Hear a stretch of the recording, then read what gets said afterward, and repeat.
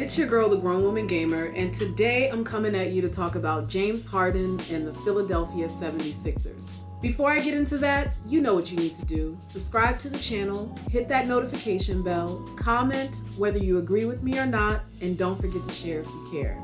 Early on in the regular season, I made a video where I talked about James Harden. I talked about how James Harden has been unreliable in moments when it truly counted and how this inconsistency in his career can be attributed to a combination of things, including but not limited to the lack of commitment to fitness and nutrition in the offseason and him getting too comfortable in a losing style of play under Mike D'Antoni. As a younger player, James Harden was able to hide behind successful three-point shooting. If Stephen Curry has taught us anything, it's that three-point shooting is a tremendous weapon in today's NBA. But you still need more in order to win a championship. I've said it before and I will say it again. Individuals don't win championships. Successful systems of basketball do. Nevertheless, with youth on his side, James Harden had plenty of agility to get to the basket, and there is no doubting that James Harden's handle is out of this world. And he had enough of an offensive artillery to win a regular season MVP. There is absolutely no doubting what James Harden has accomplished offensively in his career. It's in the numbers and it's undeniable.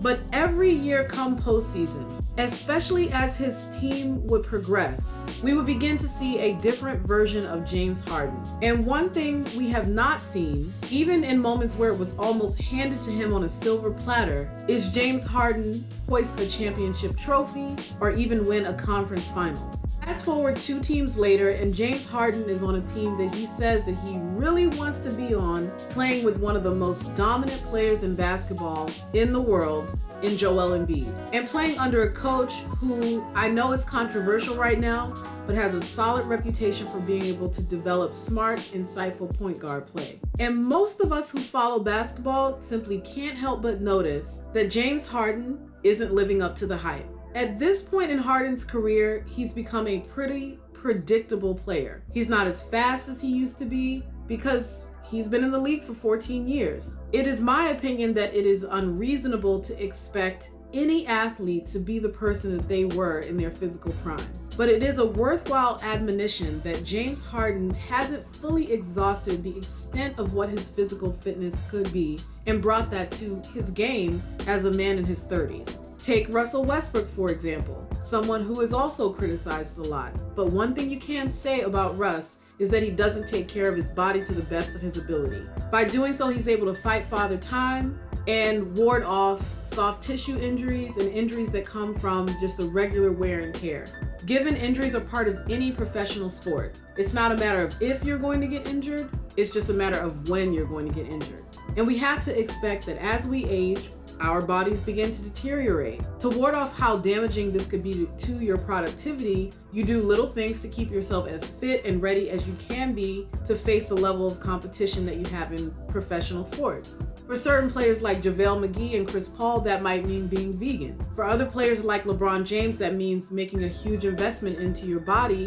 For Carmelo Anthony, Joel Embiid, and Jokic, that might mean losing some weight. For a player like Ray Allen, as he got older, it meant being regimented in every little thing that he did. There are a multitude of ways that you could give yourself more of an advantage as you get older. And we have not witnessed that with James Harden, at least not publicly.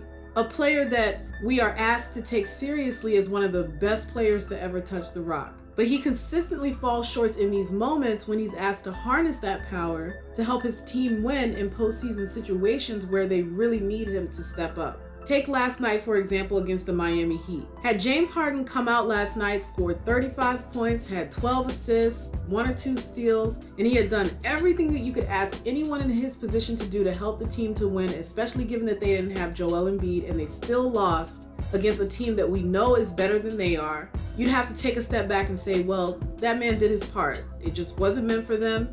It just wasn't in the cards. But there is a perception that Harden does not do everything within his power when he's not on the floor. And this contributes to a general sense that he doesn't belong in that basketball Mount Rushmore full of players who won championships and some who didn't, that gave everything that they had to the game. So when I watched the game last night, I came into it expecting that Miami would win decisively. The Philadelphia 76ers are extremely outmatched in every position. To me, they're a team full of journeymen without Joel Embiid, and respectfully, that for me includes James Harden based on the way he's played for the most part this entire year. Now, journeymen are great. All of these are players like Harris and Maxey that any team would be excited to have fill out their roster. But these are not guys who you would typically rest your postseason hopes on, especially when we're talking about players who have been in the league as long as Danny Green and DeAndre Jordan. I know Doc Rivers' hands are tied somewhat without Joel Embiid, one of the most dominant players in the NBA and a rightful MVP candidate, but you simply have to have someone who can at least try to guard Bam Adebayo. Barring Joel Embiid's return to the lineup, I honestly don't know what Philadelphia could do to win this series, and even with Joel Embiid, I would have favored Miami Heat over the 76ers. As for the future of the 76ers, I hope that they have the foresight, the wisdom, and the courage to not give James Harden a contract that would tie them to him as he approaches 40 years old. I've said this at least 100 times on this channel. I'm all for the brothers getting their money. Get it how you live, player. If there's a man in this world or woman in this world who can negotiate a contract for James Harden that would reward him with $67 million at age 37, God bless him. I'm not naive to the fact at all that this is a business. There's a lot of money being pushed around, and the athletes deserve to get their piece of it because they are the main attraction. On the basketball side of things, though, I think it would be a horrible decision to give a player who has shown us for over a decade exactly what he is and exactly who he is, expecting that he will figure out how to be something else now that his body is starting to fail him. This is the fatal error that the Lakers have made with Russell Westbrook. And if a player who actually does invest a lot into his physical fitness and nutrition can't ward off the inevitable impact of aging, why would we expect a player who's never really done that to all of a sudden become something else at age 36 or 37? Let me know your thoughts in the comments section. Are we being too hard on James Harden?